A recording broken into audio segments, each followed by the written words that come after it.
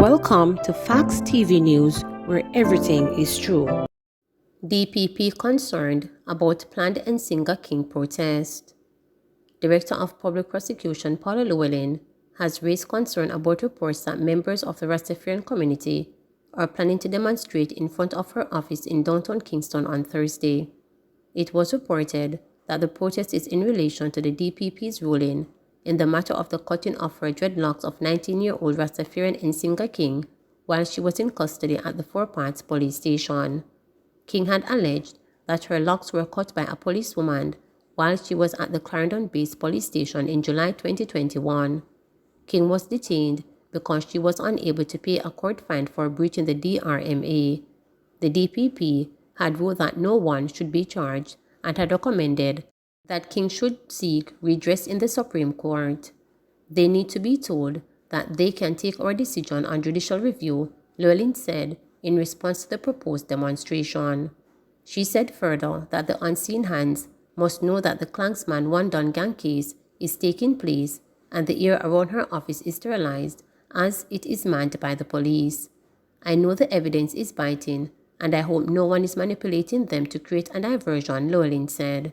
She, however, remarked that she respects people's right to peaceful assembly.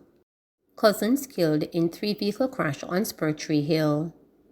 A St. Elizabeth family is now mourning after 2 cousins died in a mid-morning crash on Spur Tree Hill in the community of Gutters in the parish. Omar Hewitt, 25, and Nevardo Brown, 21, were killed while their motorcycle was hit by a Toyota Mark X heading towards Manchester. The cousins were heading down Spur Tree Hill towards St. Elizabeth. On impact, the men were flung into the air, then landed on the windscreen of a Toyota Coaster bus. They died on the spot. The cousins were both welders at Austin's welding shop in Pepper, St. Elizabeth. Indicom probing Tommy Lee prison altercation. The Independent Commission of Investigations, Indicom, is probing the circumstances surrounding the physical altercation between incarcerated dancehall artist Tommy Lee's brother and correctional officers. The entertainer, whose burnt name is Leroy Russell, was reportedly knocked unconscious at the Tower Street Adult Correctional Center on Monday and later hospitalized after an assessment at the prison's medical center. Indicom says it is to interview Tommy Lee and serve notices to any concerned officer for the submission of a statement in relation to the incident. The oversight body is also to conduct witness controversy and collect evidentiary material. Noting that there is high public interest in the case, the Commission assured that an update on its investigation will be provided at the appropriate time. In March 2021, Tommy Lee's brother was sentenced to 3 years in prison for illegal possession of a firearm and 2 years for illegal possession of ammunition. He pleaded guilty to both offenses. Russell was arrested in December 2020 after he was found with an illegal firearm along Holborn Road in New Kingston. National minimum wage increasing to $9,000 a week. Labour Minister Carl Somodo has announced a 28.5% increase in the national minimum wage. Effective April 1, 2022, it will move from $7,000 per 40-hour work week to $9,000. The rate for industrial security guards will move up from $9,700 per week to $10,500 per week. Several other rates for security guards will also increase. The announcement by Somodo at a virtual press conference comes in the wake of inflation reaching a new high of 9.7% for the annual period ending January. The increase has been attributed to sharp increases in food prices. There have been calls in recent weeks for an increase to the country's minimum wage, with some business leaders suggesting a 30% increase. An increase to the minimum wage was last implemented in 2018. Driver's license processing suspended at Maypen Tax Office. Tax Administration Jamaica (TAJ) is reporting that the printers of driver's license at Maypen Tax Office in Clarendon has been suspended until further notice. The TAJ says the move became necessary due to a hardware issue with the driver's license printers, which has resulted in significant delays. This means that the processing of driver's license applications will not be done at the Maypen location. The TAJ says license slated for printing there will be done off-site and returned to the tax office for pickup. However, customers still have the option to have their driver's license application processed at the tax office, but are cautioned that the 20-day turnover time will be affected. Workshop house destroyed by fire in Spanish Town. A fire destroyed a workshop and a 3-bedroom house along Cumberland Road in Spanish Town, St. Catherine. The owner, Willis Mowat, who lives in a concrete house across from the shop with his family, said he was going back to bed after using a bathroom when he heard his dogs barking. Thinking nothing of it, he said he went back to sleep. Shortly after, he said he was alerted by a neighbor that flames were seen inside his shop. Mowat said he rushed to the building and noticed a fire in the middle of the premises.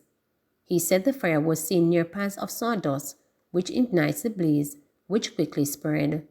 The flames caught an adjoining 3-bedroom wood board house, which was destroyed. Firefighters, who residents say were quick on the scene, extinguished the blaze. The loss is estimated in the millions. Lawyer forced to remove social media post following court order. Attorney at law Michaela Green says she has removed alleged defamatory social media post she made last week about attorney Nigel Jones and his firm in compliance with a Supreme Court order. A Gleaner check on her social pages did not reveal any of the dispute comments made between February 15 and 17. Green has also been barred from saying anything about Jones and Nigel Jones and Company. The injunctions were served on Green last Friday. A hearing in the matter before Chief Justice Chester Stamp in the Supreme Court was pushed back to March 17. Green, who is a former employee of the law firm, says she told the judge that she had no objection to the injunctions. I had no objections to the injunctions because I have already accomplished what I wanted by tweeting, she reported ahead of the court hearing. Jones is alleging that Green published statements to the world at large which were false, disparaging, and authored with the malicious intention to cause actual loss, damage, or expense to the claimants and or their reputation. Excop convicted of larceny lose bid to go to Privy Council. The Court of Appeal has turned down an application from 2 former policemen who were convicted in May 2019 of simple larceny to take their case to the United Kingdom Privy Council. Mark Williams and Kevin Shirley were found guilty in the St. Catherine Parish Court and fined $250,000 or 3 months imprisonment. They were convicted of stealing wood valued at $39,725 from a property belonging to Tulloch Estates Limited in St. Catherine. The 2 policemen and 2 civilians were seen beside a fallen cedar tree on the property. The evidence was that the policemen were seen packing the wood in a police pickup truck after one of the civilians had used a chainsaw to cut up the lumber. In their defense, the policemen said that they were on patrol duty when they went onto a property that they thought belonged to a China Harbor Engineering. They said that they saw 2 men with a chainsaw by a fallen tree. The cops argued that they were in process of taking the lumber and the men to the police station to investigate to whom the wood belonged when the managing director of the property turned up. The policemen said that they honestly believe that they were doing their duty but were instead accused of being involved in stealing the wood. After they were convicted, the policemen appealed, but the Court of Appeal upheld the convictions. They next filed an application seeking leave to go to the Privy Council, but it was refused. The court ruled last week that based on the foregoing issues on which the applicants have attempted to base their application, it became apparent that there was nothing in their application calling for a referral of any matter to the Privy Council for resolution or guidance. Attorney at law Hugh Wellman said that the former policemen were now in the process of going by way of special leave to have their case decided by the Privy Council. 2 held as police seized 2,000 pounds of ganja destined for Haiti. 2 men are now in custody and a quantity of marijuana seized as the Clarendon police intensified their quest to rid the parish of illegal drugs. Reports are that about midday on Monday, a police team acting on intelligence went on an operation in the South River area of the parish. During the operation, the police found approximately 2,000 pounds of ganja. According to Inspector Ted Roy Clark, sub-officer in charge of operations in Clarendon, the drug was destined for Haiti. The police believe that this is all part and parcel of the guns for drugs trade in the parish. Investigations are ongoing. We want to appeal to the general public for any information on drugs and guns within the parish.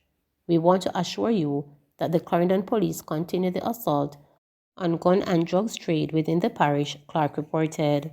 He said the guns for drugs trade is still an active business despite the ongoing police intervention in the parish. We are actively involved in ensuring that we rid the parish of this trade.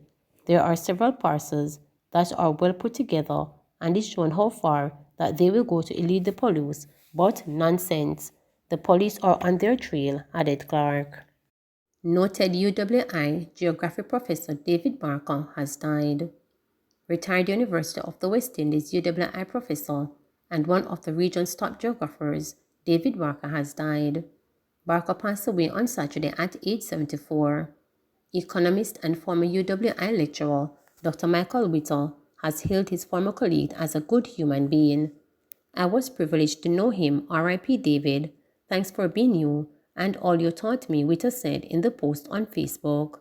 Professors Rupert Lewis and Donna Hope, the Deputy Dean of Graduate Studies and Research in the Faculty of Humanities and Education, also expressed condolences. One of Barker's latest work was the 2016 book Global Change and the Caribbean, Adaptation and Resilience, that he edited with Dr. Tira Edwards, Dr. Duncan McGregor, and Dr. Kevin Renee. Barker worked at the UWI's Mona campus in Jamaica from 1980, advancing to the position of Professor of Geography in 2005, then Emeritus Professor in 2015. He headed the Geography Department from 1994 to 1996 and from 2005 until his retirement in 2012. Professor Barker's research focused on Caribbean small-scale farming as a way of understanding the interactions between agricultural systems, rural development, tropical environments, indigenous knowledge, and land aggregation, according to a UWI online staff portal. Professor Barker was co-founder editor of the Caribbean Geography Journal in 1983. He is a past president of the Jamaican Geographical Society. Klansman Gang Trial.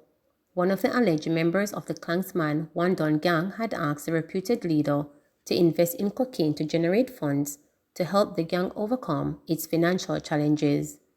May I tell you, dog, just two we know. Lift up and build up. The thing you know, can you hear me? The dog them don't say a boil coke them a deal with. Defendant Fabian Crooks Johnson was heard telling One Don alleged leader Andre Blackman Bryan during one of the secretly recorded conversations. However, Blackman did not respond as it appeared that he had gotten disconnected from the call. But while the former gang member who recorded the call tried to get back online, Crooks indicated that he wanted the alleged boss to consider getting involved in cocaine distribution. I tell you, G, cause coming like we are afloat, some coke thing to, cause all the dog them a deal with round here now, Crooks stated. The trial previously heard through secret recordings that the gang was experiencing financial trouble in 2019 when the alleged leader and other members of the gang, alleged top brass, were in custody. During that time, the gang was reportedly in disarray as members became disloyal and edgy.